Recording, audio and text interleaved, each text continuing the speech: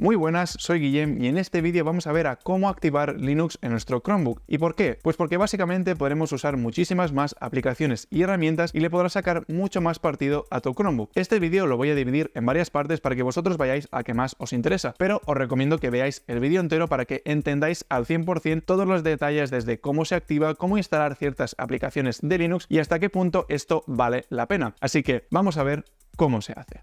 Muy bien, pues ya estamos aquí en nuestro Chromebook, ya lo tenemos todo listo, así que empecemos. A ver, básicamente la tecnología que se encarga de que tengamos Linux en nuestro Chromebook se llama Crostini. Quiero haceros esta introducción porque es importante entender la diferencia, sobre todo si sois nuevos. Entonces, básicamente, dentro de nuestro Chromebook tenemos un contenedor virtual donde se va a ejecutar Linux y en específico va a ser la versión de Debian. Por eso también es importante a la hora de elegir ciertas aplicaciones o ciertos instaladores que sea .deb.debian porque es la versión de el Linux que tenemos en nuestro contenedor de Chromebook. Pero bueno, antes de activarlo quiero que sepáis que yo ya lo tengo instalado en mi Chromebook y ahora lo voy a borrar, pero quiero que entendáis esta diferencia. Como he dicho antes, como es un contenedor virtual, tenemos, digamos, como dos ordenadores en el mismo lugar. Eso significa que tendremos, digamos, mis archivos de Chromebook aquí dentro, ¿vale? Y luego tendremos un apartado que pone archivos de Linux, y aquí es donde tenemos el contenedor virtual donde se van a ejecutar los archivos de Linux, o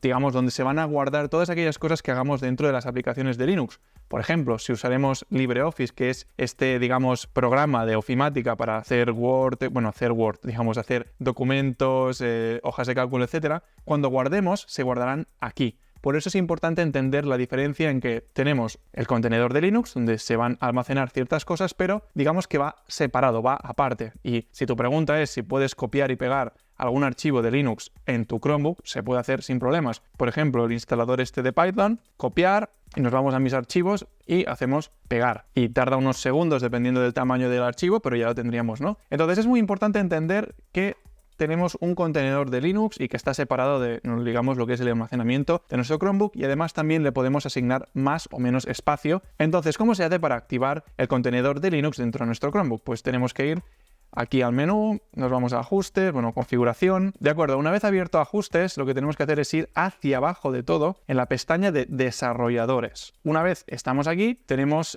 dos opciones. PowerWash es para eliminar el Chromebook, así que esto mejor no lo toquéis. Nos tenemos que ir a la primera opción que pone entorno de desarrollo Linux. Y esto sobre todo está muy enfocado para aquellos que, por ejemplo, queráis programar en vuestro Chromebook, etcétera, porque esto os permitirá, por ejemplo, descargaros VS Code, como yo tengo aquí, y poder usar VS Code a través de este sandbox o de este contenedor virtual de Linux. Entonces, yo como ya lo tengo, lo voy a quitar, ¿vale? Entonces, si vosotros quitáis alguna vez el entorno de desarrollo, que sepáis que se van a borrar todos los archivos, todo lo que teníamos, se va a eliminar. Yo ya he copiado lo que necesitaba, entonces yo le doy a quitar y dice eliminar los datos y aplicaciones de Linux de la carpeta de archivos del Chromebook. Le damos a eliminar y de esta forma ya eliminamos y ahora vamos a activar desde cero y veréis que el paso a paso es bastante sencillo. Muy bien, pues ahora que ya se ha eliminado ya lo podemos activar. Recordad, vamos a ajustes, a opción de desarrolladores y luego aquí dentro ya tendríamos una opción que pone activar. Le daríamos a activar, como es lógico, y esto de la configuración del entorno de desarrollo de Linux tardará un rato y dependiendo de si tu Chromebook es más potente o menos, tardará más o menos. Así que activamos el entorno de desarrollo, le damos a siguiente y una vez le damos a siguiente podemos elegir el nombre de usuario. Por defecto os pondrá el vuestro, yo en mi caso pondré el del canal que es GCTech. Y entonces le podemos asignar un tamaño de capacidad. Yo en este caso 10 GB lo veo poco porque antes he instalado 4 aplicaciones y se me ha petado. Así que yo le daría, por ejemplo,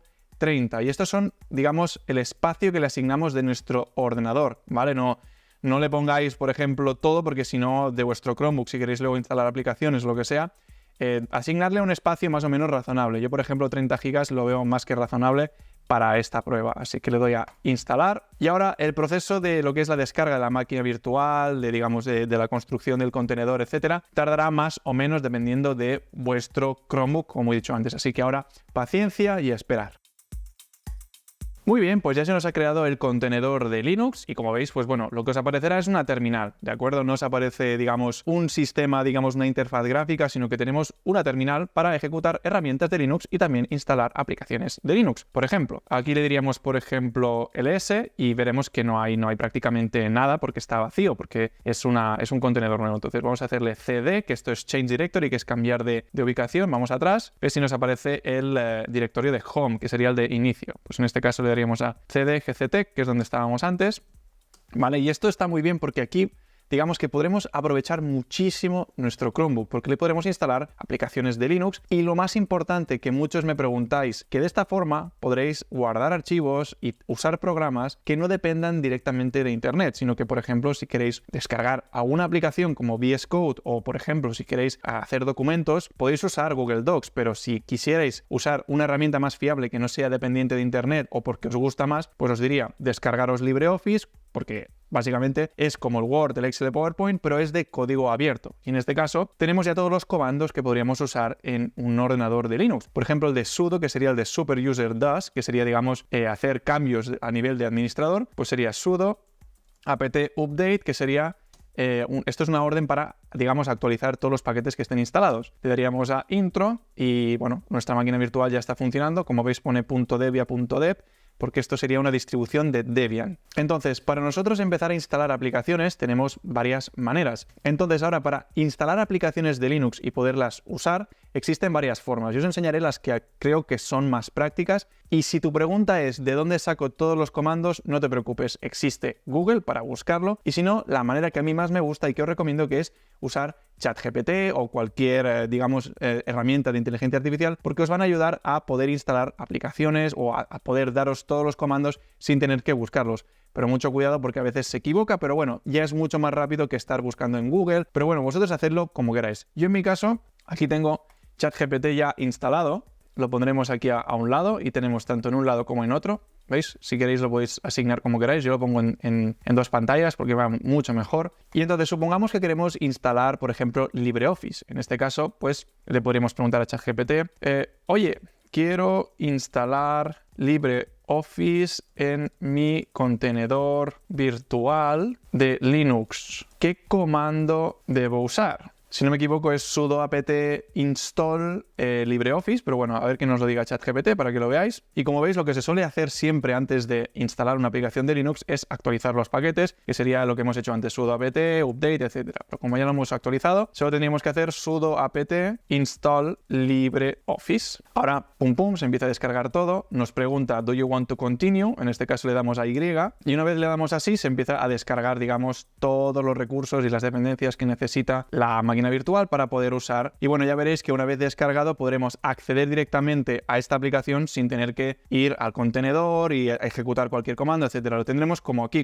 abajo, tendremos un icono que veremos que pone LibreOffice. Pues muy bien, una vez ya se nos ha descargado la aplicación, si quisiéramos usarla, veréis que aquí abajo, una vez abrimos el cajón de aplicaciones, si vamos aquí, veréis que hay un apartado que pone aplicaciones y se os pondrá como una especie de puntito y esto significa que se acaban de instalar nuevas aplicaciones. Y si abrimos, tendríamos todo el paquete de LibreOffice, es decir, tendríamos, digamos, para hacer hojas de cálculo, el LibreOffice Calc, tendríamos luego también el LibreOffice Writer, que sería un equivalente a Word, o sea, en esencia tiene la misma finalidad, ¿no? Entonces, se nos activaría directamente el entorno de desarrollo, es decir, lo que sería la máquina virtual de Linux, y estaríamos usando esta aplicación a través del contenedor virtual, y veis, y podríamos ya empezar a usar, por ejemplo, hola, guapetones, suscribiros.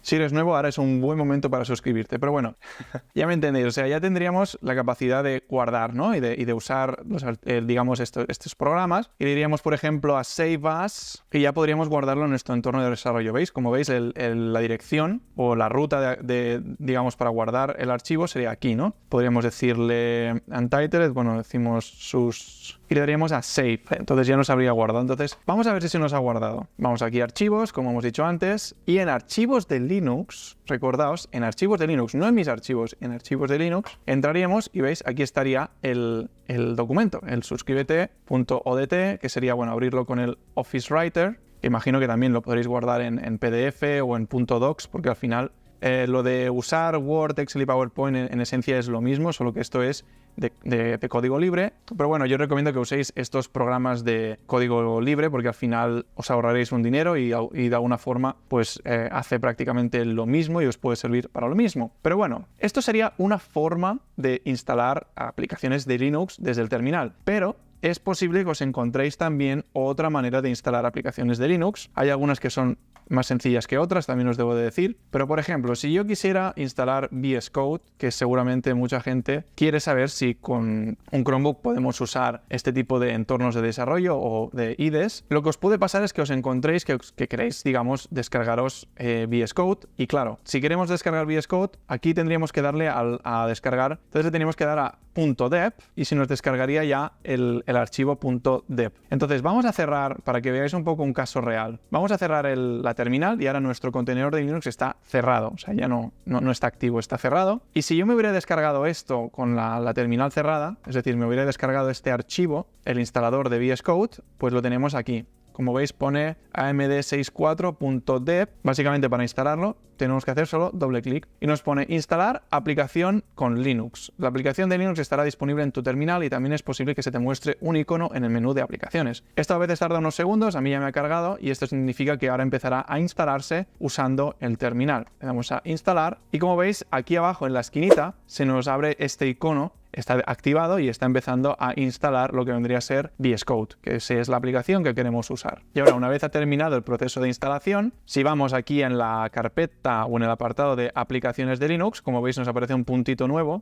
esto es buena señal, significa que ya se nos ha instalado VS Code. Y ahora ya lo podemos tener aquí. Si os fijáis, como el contenedor de Linux no está abierto, el icono se pone así, digamos como cargando, porque ahora mismo está arrancando desde nuevo el contenedor de Linux. Y esto, pues bueno, dependiendo del Chromebook que tengas, del hardware que tenga, será más rápido o menos. Y como veis, pues bueno, ya podemos usar VS Code y se está ejecutando como si fuera una aplicación normal. Si os fijáis, aquí hay como una línea entre medio y aparece el icono de VS Code como activado. Si lo queréis tener siempre en la barra de tareas, mi consejo es que cojáis este icono y lo arrastréis aquí en medio. Y como veis, pues ya digamos quedaría fijo, aunque yo cierre VS Code, pues se me quedará aquí y ya podríamos pues empezar a poner nuestros plugins, empezar a programar. Y yo sinceramente lo he usado pues para practicar, para hacer algún script, para tener algunas cosillas, porque yo de vez en cuando pues también programo alguna cosilla, aunque no soy un senior, pero sí que sé algunas cosillas, así que esto sería un poco todo. Así es como se instalan aplicaciones de Linux. Sí que es cierto que, por ejemplo, si alguno queréis descargaros aplicaciones como PyCharm, que sería otro IDE, pero digamos un entorno de desarrollo para Python, veréis que también es un poco más complicado porque según qué aplicaciones se requiere de hacer de otra forma, pero generalmente así es como se instalan aplicaciones de Linux en Chrome OS usando Crostini, que es este contenedor de Linux. Y a mí personalmente me encanta porque creo que esto hace que el Chromebook, junto con la capacidad de instalar aplicaciones de Android y teniendo esta capacidad de instalar aplicaciones de Linux, para mí creo que es una pasada, sobre todo porque los Chromebooks son ordenadores muy simples, muy sencillos, fáciles de usar y que creo que muchísima gente los puede usar en su día a día. Muy bien, pues si has llegado hasta aquí me imagino que ya sabes cómo activar Linux en tu Chromebook. Si a alguno de vosotros no le sale o tiene algún problema, os invito a que vayáis abajo en los comentarios y me dejéis cualquier duda que yo, si tengo tiempo, lo haré encantado. Y por cierto, si alguno de vosotros queréis aprender más sobre Chrome OS, cómo funciona, por aquí os dejo un vídeo que es sobre todo para aquellos que acabáis de aterrizar en vuestro Chromebook y queréis aprender un poco más de las capacidades y posibilidades que podemos hacer con nuestro Chromebook. Así que si este vídeo os ha gustado, dadle a me gusta y si eres nuevo o nueva te recomiendo que te suscribas porque cada semana voy a seguir subiendo vídeos de tecnología donde intento ayudaros a que le saquéis muchísimo más partido a este mundillo. Así que muchísimas gracias por llegar hasta aquí conmigo hasta el final y espero veros en el siguiente vídeo. Chao, chao.